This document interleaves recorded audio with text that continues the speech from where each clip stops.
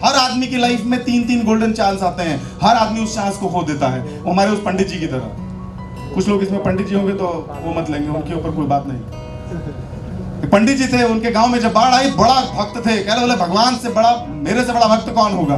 दिन रात पूजा, न शादी न बच्चे न बिया, कुछ नहीं, सिर्फ पूजा। अचानक उनके गांव में बाढ़ आ गई तो एक नाव वाला आया, बोला पंडित जी डूबने पे लगे हैं क्या, मर जाएंगे, आइए मेरी नाव में बैठिए, भाग चला जाए।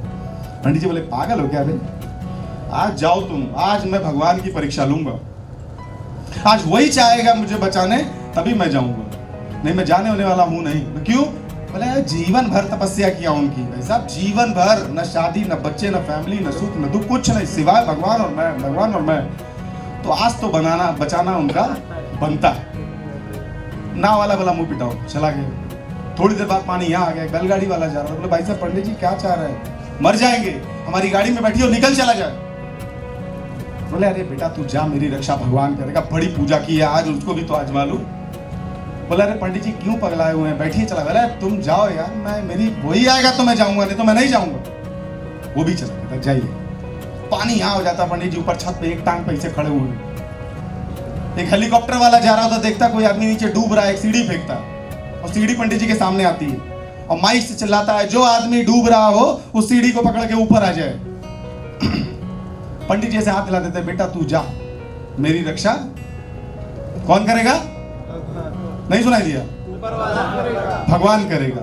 और लास्टली क्या होता है, वो पानी जैसे ही ऊपर जाता है पंडित जी मर जाते हैं। और जब मर जाते हैं तो जब ऊपर बैठते तो ऐसा ही माहौल होता है, भगवान यहाँ बैठे होते हैं, पूरा सब सिस्टम लगा होता है राज्यसभा, और वो दौड़ते हुए एकदम चिल्लाते हुए आते हैं, दिमाग खराब है आपका, किसने भगवान बना दिया आपको। बोलो भाई साहब इनको रोको यार। अरे कौन मुझे रोक सकता है, आपकी हिम्मत है, किसने कहा आपसे, मैंने गलती की जो मैंने आपकी पूजा किया। बोले भाई साहब ठंडा जाओ, क्या हो गया, अपनी समस्या तो बताओ। बोले क्या आप एकदम फालतू वाली बात करते हैं यार, जिस आदमी ने 3 ठो मर्डर किया वो नीचे घूम रहा है, जो बृहस्पतिवार और शनिवार और मंगलवार को भी मीट खाता था और चिकन खाता था और मछली तोड़ता था वो सब जिंदा है, जिसने कभी आपको अगरबत्ती नहीं दिखाई वो सब जिंदा है। मैंने दिन रात पूजा की और आप मुझे बचाने नहीं आए यार, ये कौन सा तरीका है भैया। तो भगवान ने कहा अच्छा दे जरा, अपने पास बोला 1 घंटा खींचे, वहां जाकर फिर उठ, फिर 1 घंटा मार खींचे। बोले भाई साहब मार क्यों रहा है। बोले मार इसलिए रहा हूं कि तुझे 1 नहीं 2 नहीं, मैंने 3-3 मौके दिए।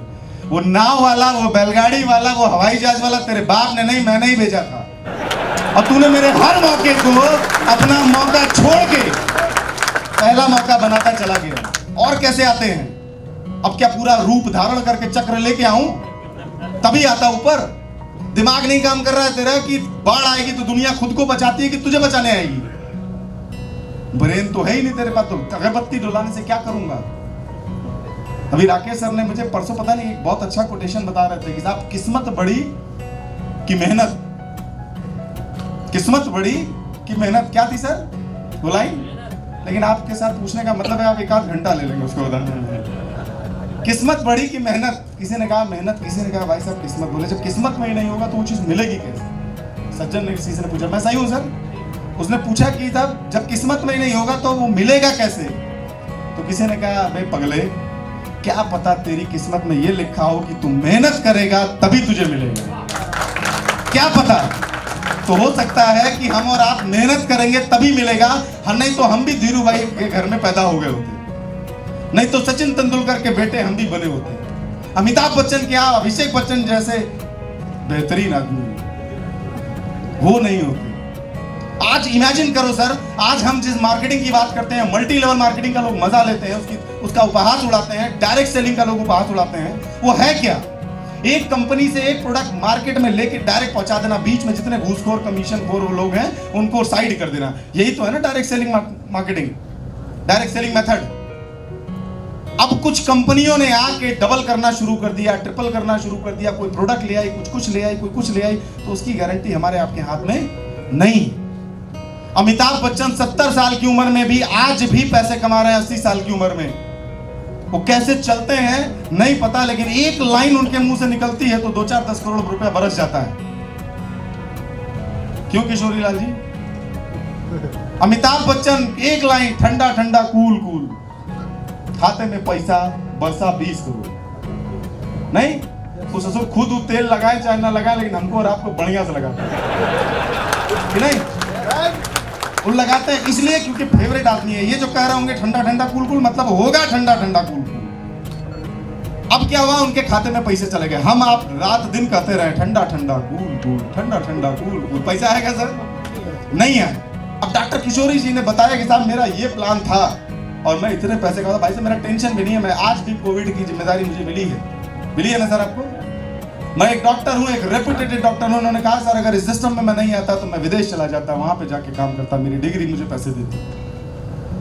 और इस आदमी को मैं सैल्यूट करूंगा जिस कॉन्फिडेंस के साथ और इतनी हाईली एजुकेशन के बाद भी इस शख्स ने एक बार में चेक्स पे चेक काटे, इवन अपने साथ में लाए हुए बंदे का भी चेक काट दिया कि साहब ये भी लीजिए, ये बहुत टैलेंटेड लड़का है, इसको पैसे की इशू हो सकती है लेकिन मैं वो कमी होने नहीं दूंगा, ये काम करेगा। तो साहब यही तो था कि हम लोग ऐसे ही डॉक्टर किशोरी जैसे लोगों को ही तो ढूंढ रहे थे हम लोग। और कोशिश है साहब 200 में से 20 मिलेंगे, 5 मिलेंगे। हमारे एक भाई साहब है, छोटा भाई हमारा प्रणव, इतनी अच्छी पर्सनालिटी, इतना अच्छा शरीर, लेकिन आज की डेट में एक छटांग बात बर्दाश्त नहीं। उनके पिताजी शायद आए हों, कहाँ हैं बाबूजी? प्रणाम। आज उनके पिता, मुझे बड़ा अच्छा लगा है कि आप यहाँ पे आए हैं। और स्पेशली मैं ये बात बोलना चाहता हूं कि अगर आपके हाथ से एक अच्छा काम हो जाए तो आपको यहां बड़ा सुकून मिलता होगा। यस और नो? रास्ते में गाड़ी चला रहे हैं, कोई कुत्ता मरने वाला हो, आपने बचा लिया, ब्रेक मार के एकदम बड़ा रुके, तो आपको लगता हो चलो यार बच गए, पीछे मुड़ के देखते हैं मरा तो नहीं।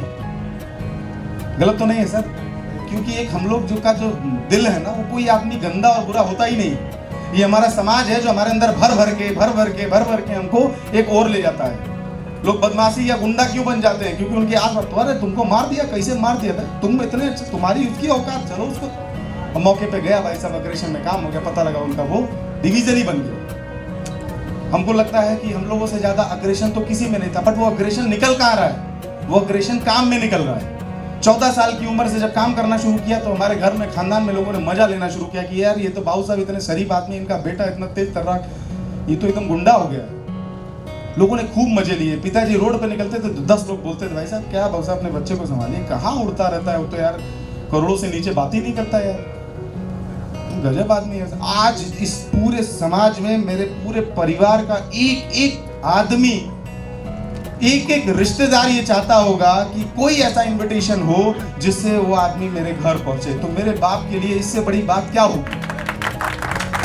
और सर अगर एक भी लड़के को, एक भी इंसान को हम लोग डिस्ट्रैक्ट होने से बचा पाए, आज वो अपना तालाब बनवा रहे हैं, उस पर मेहनत कर रहे हैं, आज उनको एक बिजनेस देखा, इस मीटिंग में बुलाने का भी आप देखेंगे भी, यहाँ आएंगे भी, कोई कमी नहीं, उसके बावजूद भी सिर्फ संगत है, दोस्त ऐसे हैं जिसका कोई हिसाब नहीं। वो वारमानी और गुच्ची के नीचे बात ही नहीं होगी उनकी।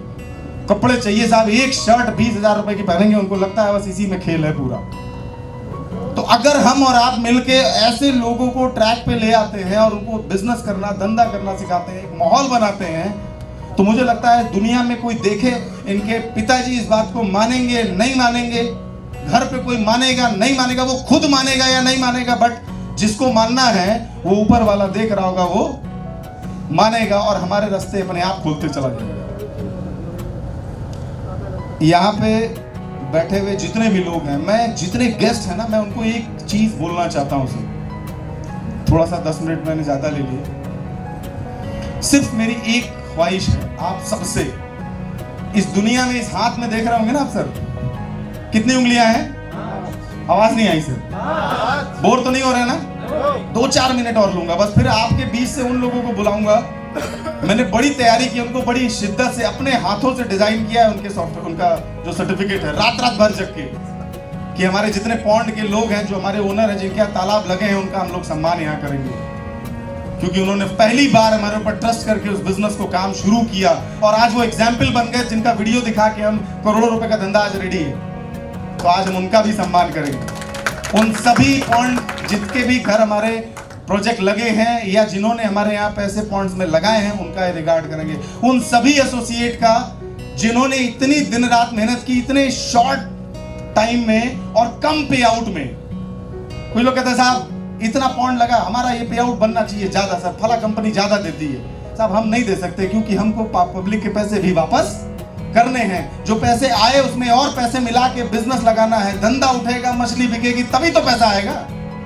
तो भाई साहब ये इतना ही हो सकता है, इससे ज्यादा नहीं हो सकता। कई लोग काम भी नहीं कर रहे, हौसला भी तोड़ रहे हैं, पीछे से लगता है साला अकेले खड़े हैं क्या भाई साहब। कभी कभी रात में भाई साहब आंखों से अपने आप आंसू निकलता है, भाई साहब यार गलत दिशा पे तो नहीं चले गए। मैं एक दिन विशाल भाई को फोन करके बोला था, भैया इससे बढ़िया तो रियल एस्टेट ही था।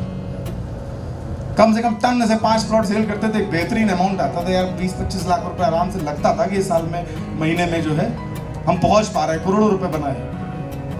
इस शहर में पैदल आए थे और आज की डेट में मर्सिडीज और फॉर्च्यूनर से नीचे कोई बात नहीं।